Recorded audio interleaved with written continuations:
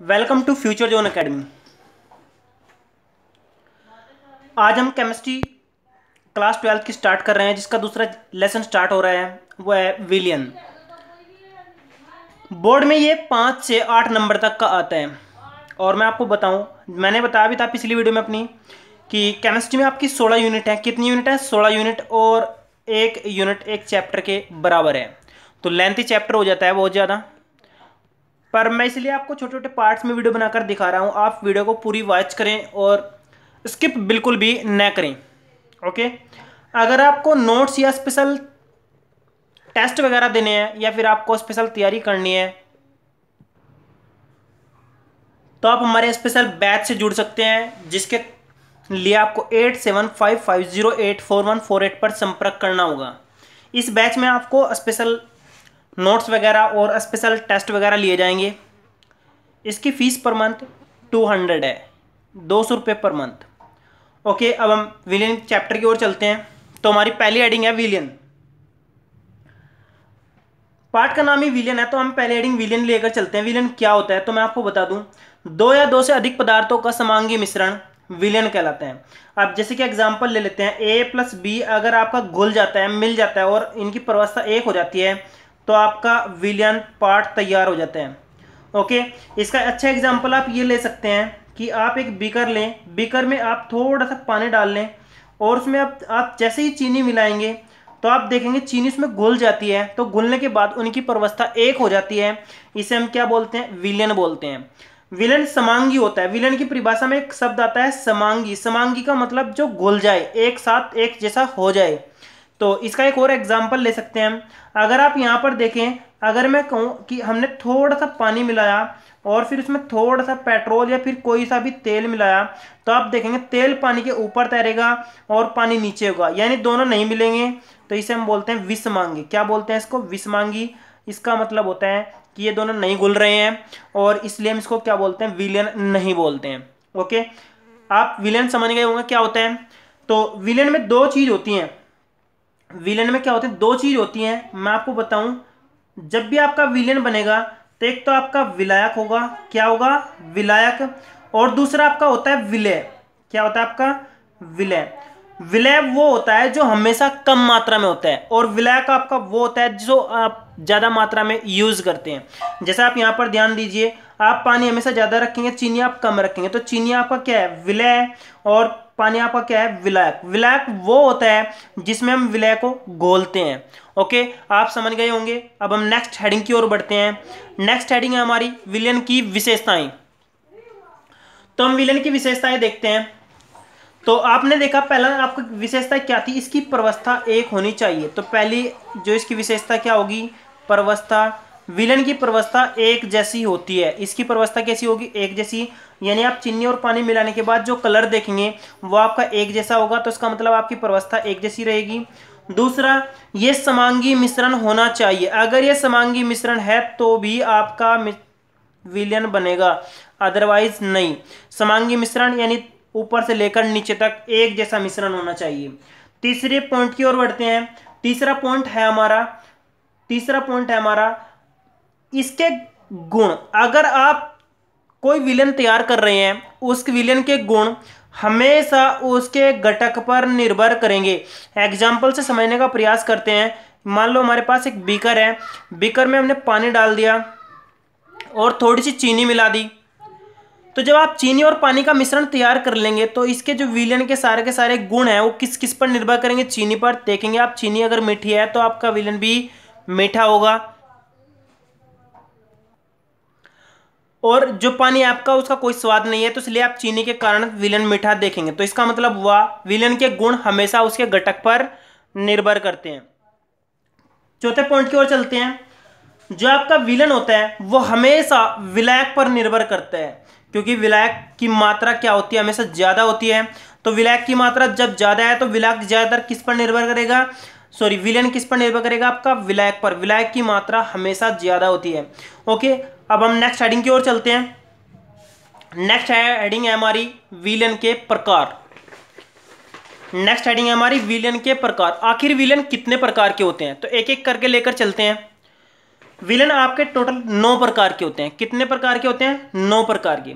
क्योंकि गैसीय विलेन होगा, द्रव विलेन होगा, ठोस विलेन होगा। जो भी विलेन बोला उसके लिए आप विलायक वही रखेंगे। जैसे मैंने कहा गैसीय विलेन तो आपका विलायक क्या होगा? इसमें गैस होगा। द्रव विलेन तो द्रव विलायक होगा। ठोस विलेन तो आपका क्या होगा? विलायक ठोस होगा।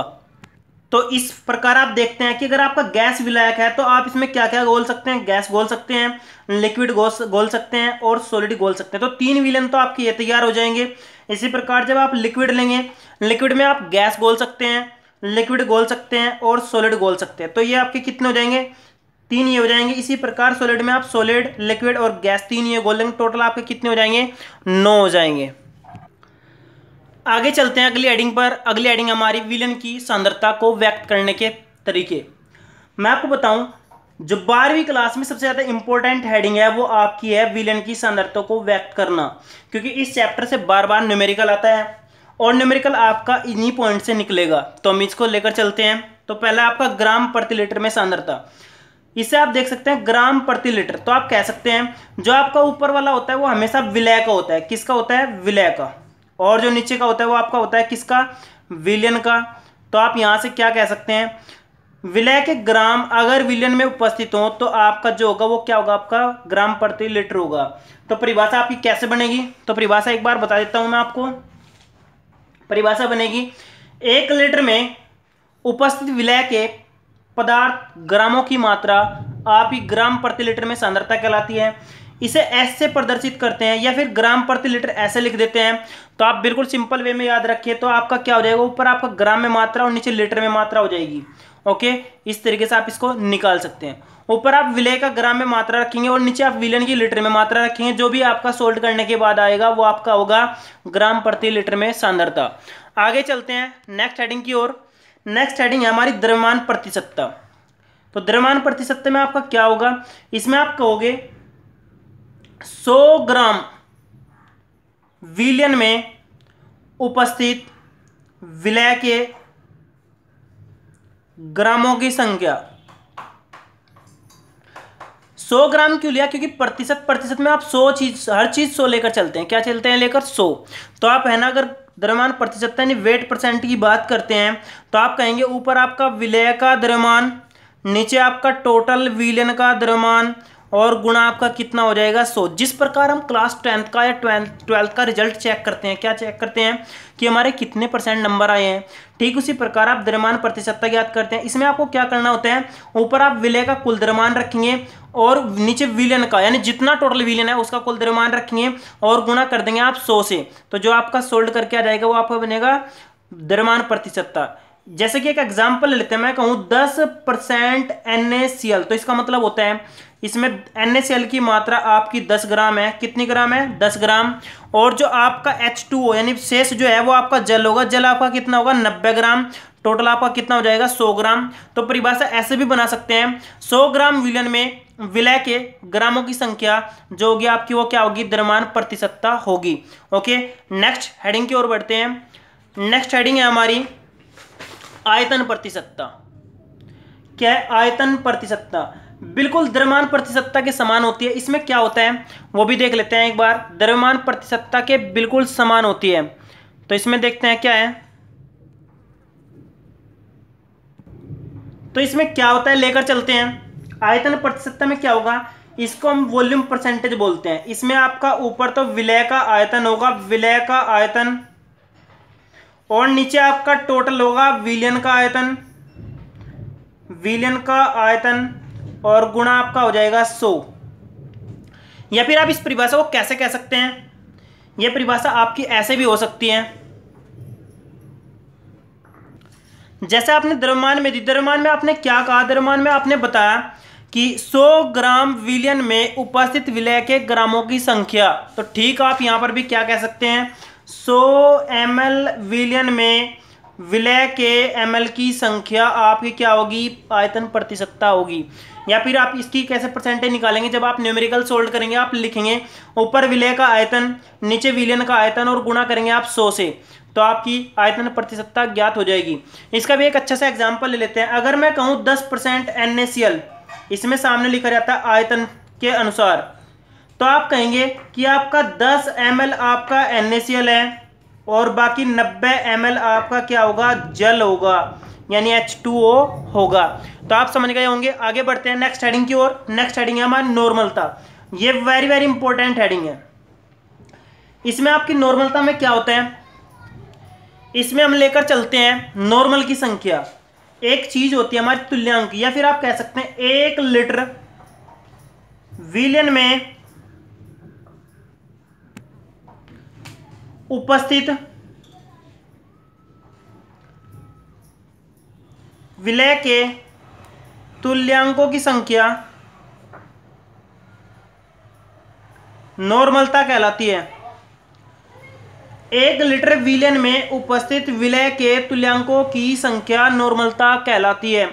तो आपका यहां पर क्या है, सेम नॉर्मलता को आप बड़े अंक से प्रदर्शित करते हैं। ऊपर आपका फॉर्मूले में क्या आएगा, विलय के तुल्यांकों की संख्या, नीचे आपका क्या रहेगा, लीटर में आयतन, गुणा आपका कितना आएगा, गुणा अभी रहेगा 1। अगर आप यहां पर ml लेंगे, लीटर को जगह आप क्या लेंगे, ml लेंगे, तो आपका जो हो जाएगा यहां पर गुणा 1000 हो जाता है। अगर आपसे कोई तुल्यांकों की संख्या ज्ञात करने को कहे, आप तुल्यांक कैसे ज्ञात करेंगे, तो वो आपको मैं ना बता रहा हूं। तो तुल्यांक कैसे ज्ञात करते हैं, तुल्यांक अगर आप ज्ञात करना चाहते हैं तो आप पहले विलय का भार रखते हैं। क्या करते हैं, पहले विलय का भार बटे आप रखेंगे उसकी संयोजकता। क्या रखेंगे, बटे में आप उसकी संयोजकता, और जो आपका आएगा वो आपका आएगा तुल्यांकी भार आएगा। वो आपका क्या आएगा, तुल्यांकी भार।